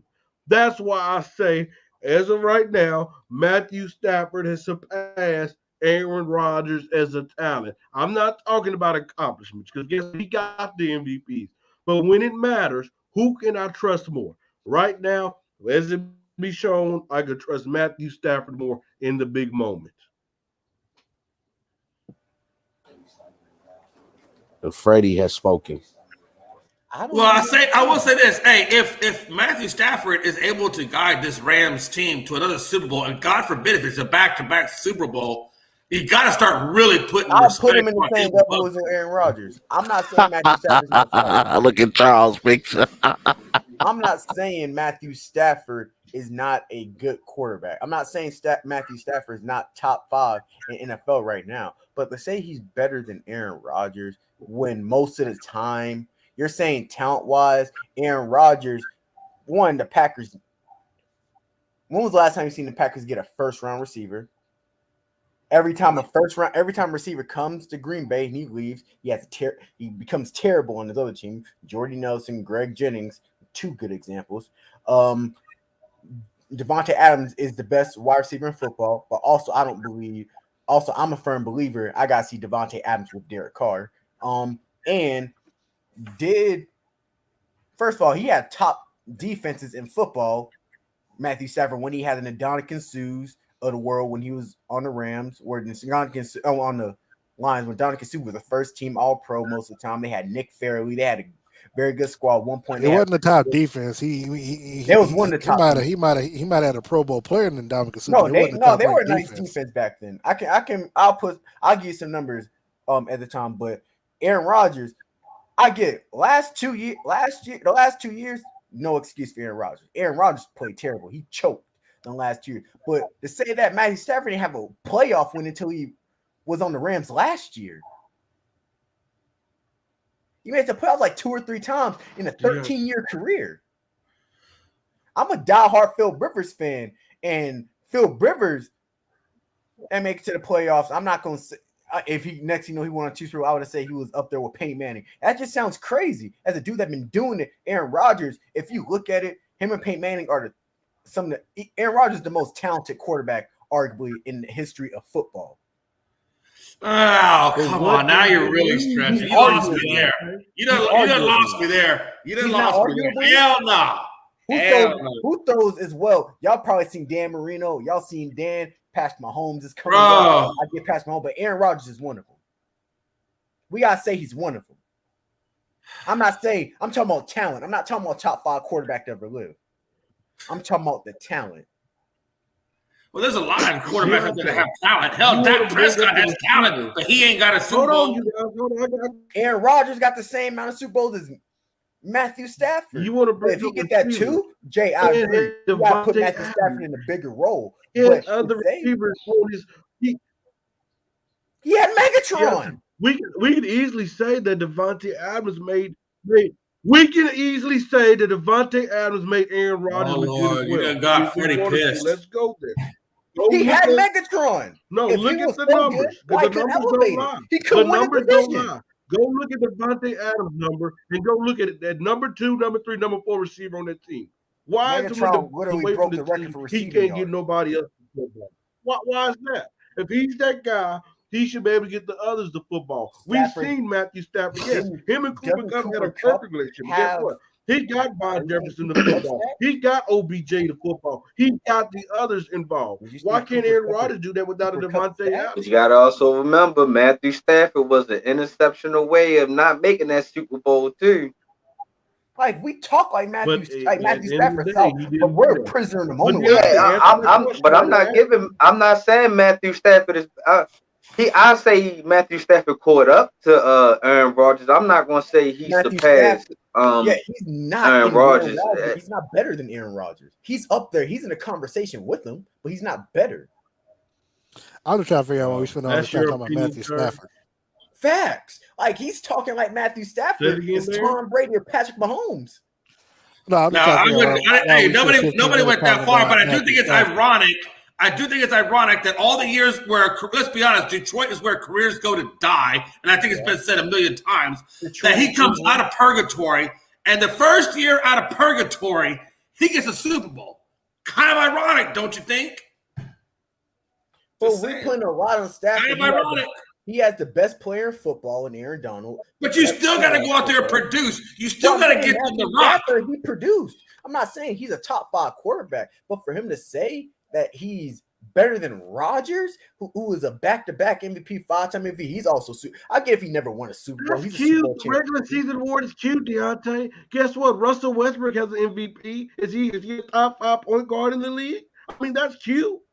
I wonder what Aaron Rodgers. I wonder what Aaron Rodgers' numbers would look like in Detroit.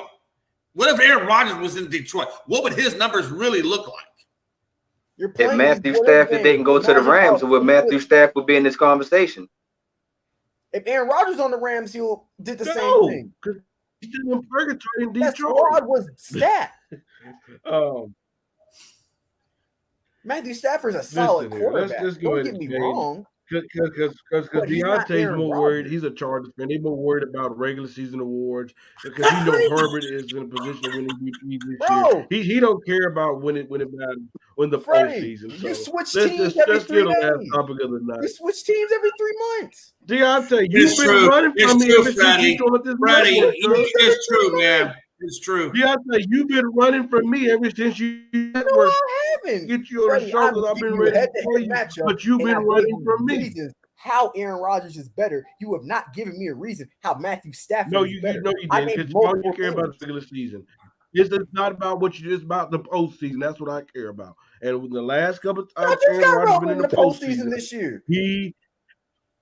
Every couple of times, Aaron Rodgers made it to the playoffs, he came up short, and it's been part of his reason, sir. They carry the hell on like Andrew Perkins say. Next y'all just won. Y'all talk like y'all won 10. Y'all a dynasty. Deontay. Y'all won 1 Super Bowl. Am I right, Jay? I'm gonna ask everybody else. Hey, Freddie. If y'all want to have a private conversation about this, y'all can do that. Let's move on to another subject, dude, because I'm falling asleep over here. That's true, man. He was closing his eyelids. This is a suggestion. Last topic.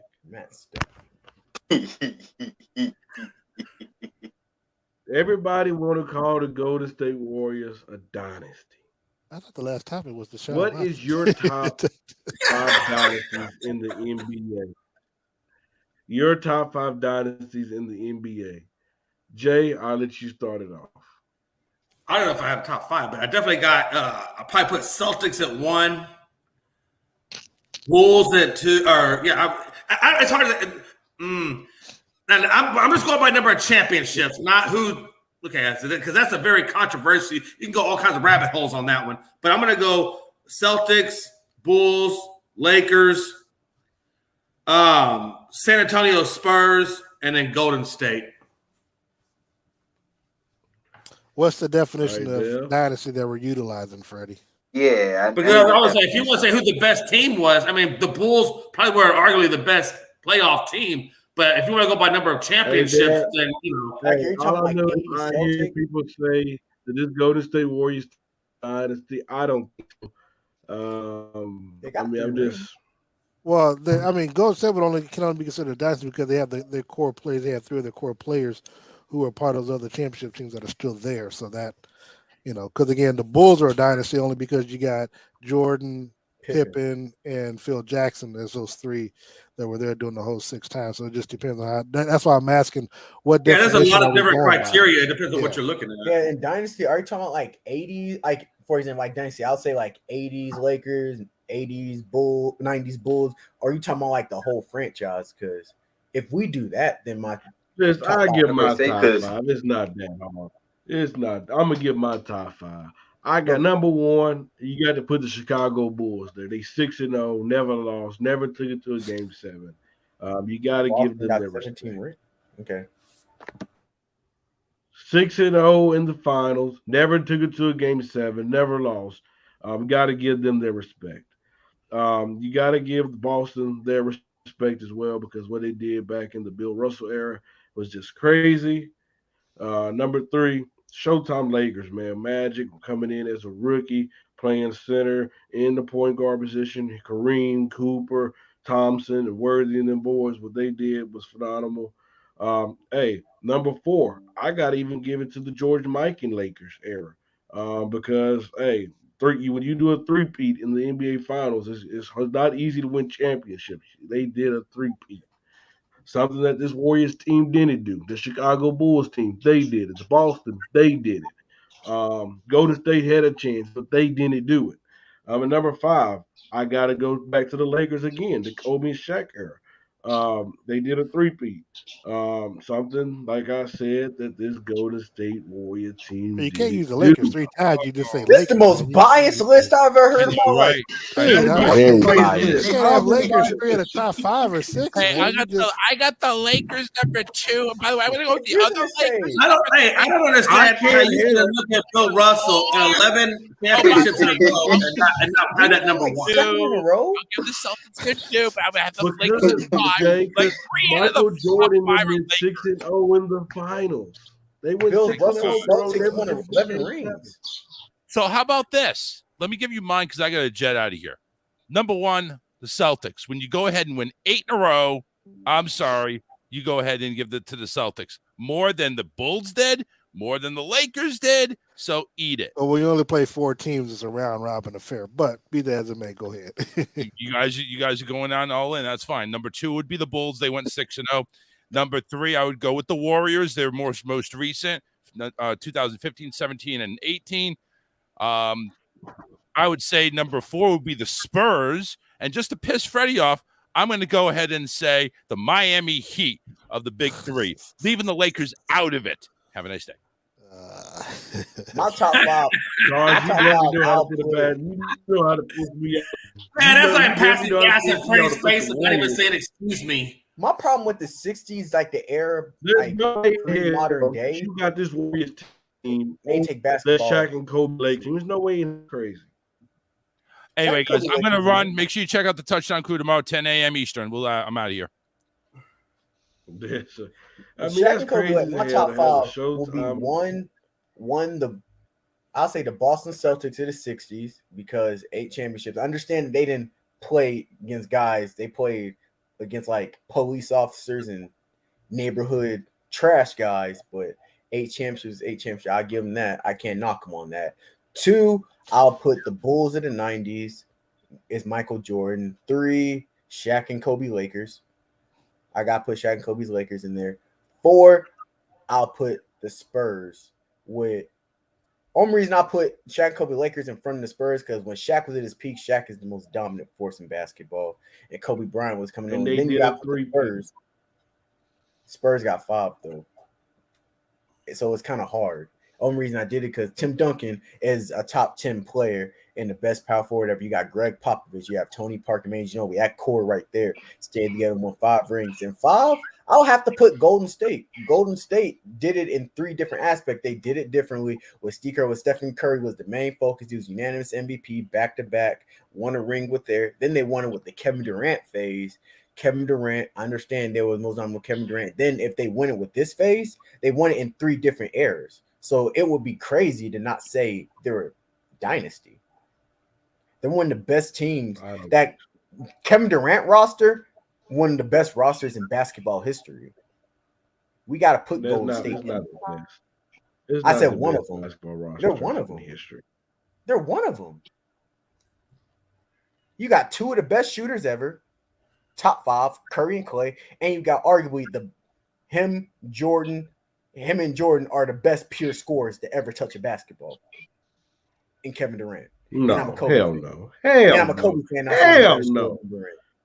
He's a better scorer. Don't you dare put no Kevin Durant in that conversation because we've seen what happened this year. If he was that great of a scorer, all around scorer, he would. Hey, they what did they get? They got swept. Get the damn brooms out. Curry had a 3-1 lead. Curry had a 3-1 lead against the Phoenix Suns and blew it. Stuff happens in playoffs. Yeah, but the way Kobe airball Durant got swept by the Celtics, it was pretty sad. It was pretty really sad. But look at the system. If you look how the system was played, the system was they don't care what Kyrie Irving did. Hey, look, they created that system. Kyrie Irving, Kevin Durant, they created that atmosphere when they all came out and did it. I'm not talking about atmosphere. I agree on like they had Steve Nash coach, but how the Celtics play defense too, on how they literally trap Kevin Durant every time he touched the ball. Kevin Durant, you that man, like Kevin Durant, you say that Kevin Durant is that 7-footer can get a bucket at any time. No. But we act like this is the thing with the social media era I hate, and I'm part of social media. Like great players, if they have a bad series or a bad game, it's tainted on their career. Kobe had bad games. Bird in the finals, his first finals, had 8 points twice. He wasn't even a finals MVP. We don't say nothing about him. Magic Johnson was tragic Johnson. LeBron James meltdown. But we talk about LeBron James meltdown. We talk about Kevin Durant's meltdowns. Kobe had bad series. Kobe legit had a 3-1 lead, and he quit Game 7 against the Phoenix Suns. He quit because I remember watching that series. I seen Kobe airball game-winning shots, or I seen Kobe's the reason games lost because he could have passed the ball at the end. Stuff happens in sports. But at the end of the day, the way Kevin Durant went out, he got his. It was one of those old school ass whippings. He's a consistent 50, 40, and 90 player. Kobe's never did 50, 40, and 90. But what else did he do? What else did he do, Deontay? You want to go there? Let's go there. Yeah. No, I'm not gonna let you. You're gonna bring up this championship. Name. You know what? That's for another day. I'll get you another day. Don't run from me. Don't you run from me. No, I'm not. I'll get you He's bringing day. up championship. Why are you gonna bring up his championship? Remember this conversation. But when I brought up just remember this conversation. That's the end of it. Darren, what's your top 5, sir? I will go with errors that I've seen. I'm going to go with Bulls. I'm going to go with the Lakers. I will go with, out of respect for history, the Boston Celtics. I'll go with Golden State after that. And then probably I'd have to go Bad Boy Pistons. And the reason why I say that, it's hard for me to say that about the Spurs, about them being a dynasty, because generally in a dynasty you have to have at least a back-to-back to be considered that. Obviously it's hard for teams to do 3-piece, but you got to at least win the championship back-to-back. They've never done that. They've been in the finals back-to-back, but they've never been able to pull it off. So those are my teams. I think people just really forget the Spurs. Like Tim Duncan, Manu Ginobili. People forget Tim Duncan is the best power forward ever. People forget how scary good Tim Duncan is. I don't know who forgets that, but I didn't forget the Spurs. I mean, I was around while they were playing, but they weren't exactly eye popping and jumping off the screen. It was a small part of the NBA Finals. So, Devin, did you get your top 5? I hated Bruce Bowen on. Nah, I didn't. But I'm gonna go with the Celtics. I'm gonna go with the Celtics, Lakers, Bulls, Bad Boys, Pistons, and Warriors. Since LeBron moved so much, can we use LeBron James as his own dynasty? No. Nah. Rob. I have to start off with the Bulls. Don't put your Warriors on there, sir. Don't be biased. I have to start off with my Bulls. You put 3 Lakers on there. With your Bulls? I know, right? I'm starting off with the Bulls. I'm going to have to put in the Kobe and Shaq Lakers as number 2. I'm doing the Spurs as number 3. I'll put the Warriors as number 4. And number 5, I'll put the Showtime Lakers as number 5. My question with the Celtics, you could also put the 80 Celtics in the top 5 dynasty too, though. It's so disrespectful. 80 Celtics is a good squad. They have 1986 team is arguably one of the best basketball teams ever. Well, Freddie, when I go to that, I understand no teams are made equal and no eras are made equal. but I also take it to the degree of difficulty that in today's era, they're more athletic, bro. And they're more skilled now. It's skill, bro. And I'm sorry, you look at that Lakers team with the Showtime Lakers, they were winning because they were stacked. This era is the most skilled era. The same thing we say about the Warriors. The same thing we say about the Warriors. So you really want to bring up stacked? Don't do that, sir. Warriors were stacked. I ain't gonna lie. That. Warrior with Kevin Durant, when they added Kevin Durant, they were unbeatable. Don't do that, sir. That's a bad point to bring up. Well, also, Jay, did you give your top five? Yeah, I did. Absolutely. Yeah. All right. So hey, y'all. Hey, all I'm going to say is, Deontay, don't run from me, because next week I'm going to call you out. I'm going to say, come on. Don't run from me. Don't hide, because I'm ready for you. I got stats and numbers. I love Kobe. Kobe's my favorite player. But okay, Max Kellerman. Kevin Durant is better. I got stats and numbers. Like LeBron James is my favorite player, but at the peak, I would say Michael Jordan's better due to his peak was better than LeBron's. Like, I'm a realistic fan. So how do you have two favorite players? You just say Kobe was your favorite? I said LeBron's one of my favorite players, but and then LeBron is better. And LeBron is my era. Even though Darren don't want to, Darren deep down, he don't want to admit it because he's an old school guy. He got loyalty to MJ, just like Jay McLovin. They don't want to move with time. They don't want to move with the new era of sports, and they don't want to. I'll move with the new era if the player's better than the old era. And I'm sorry, LeBron's not better than Jordan. It is what it is. I agree. I respect your opinion. That's all I'm gonna say. Like I said, look, I'm gonna tell you right now. People, when the Utah Jazz went up against the Michael Jordan-led Bulls and so forth, those teams, and I will tell you back then, I'm pretty sure Darren was there, people knew automatically Jordan was going to win that series. They just knew. They feared Jordan. They don't fear LeBron like they did Jordan back in those days. It just doesn't happen. It doesn't. I'm going to agree to There's disagree. no fear of LeBron. I'm going to agree to disagree because we can go all day on that topic. But I want to thank Darren for coming on. I want to thank everybody for coming on because we had a full house this morning. Want to thank everybody to keep tuning into the All Sports All Place Network. We got Unscripted tonight. Make sure you tune into that. Tune into that. Maybe Pride won't hide from Jay McLevin. You know, I don't know. He might make it. We'll see. But we got our 3 Up and 3 Down baseball show premiering tomorrow night at 8 p.m. Central. Got my show, Laker Talk 101, coming tomorrow evening as well at 6 p.m. Central. So tune into that. We're going to be talking about a lot of great things. Like I said, thank Darren for coming on here this morning to talk sports with us. Thank you, sir. Hey, Freddie, can I do it one time? Warriors. Yeah. I tell you sound like E40, my brother. You sounded like him. I told you. If you calling me E40, you G40.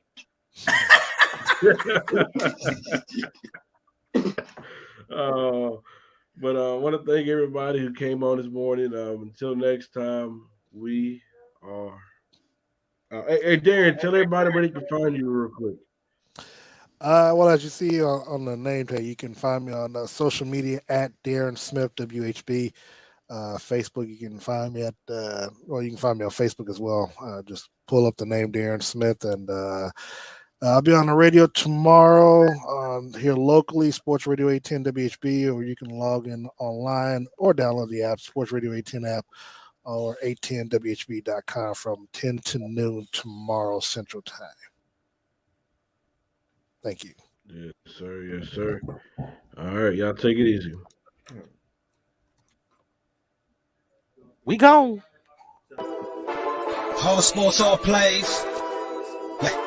All sports, all plays. All sports, all plays. 365, we making up plays. You talking the game, get you to the days. We're high in the court, the dime in the lane. Variety, topics, living the same. All presentation, sports information.